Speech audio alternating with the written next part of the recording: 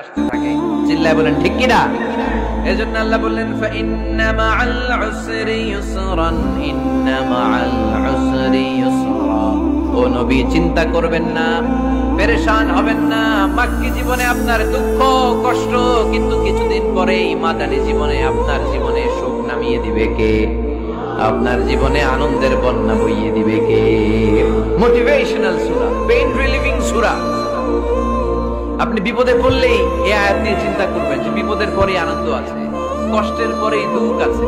সমস্যা যেমনি আছে, সমস্যার সমাধানও। কথা বলেন, সমস্যা যদি থাকে ওইটার সমাধান আছে না নাই? Allah never creates a lock without its key. Allah এমন কোন তালা বানায় নাই যে তালার জন্য চাবি বানায় নাই, ঠিক কি না? তালা যদি বানায় ওই তালার কি আছে? সমস্যা যদি থাকে ওইটার কি আছে? এজন্য কষ্টের পরে আনন্দ, দুঃখের পরে সুখ চিন্তা করার সুযোগ নাই।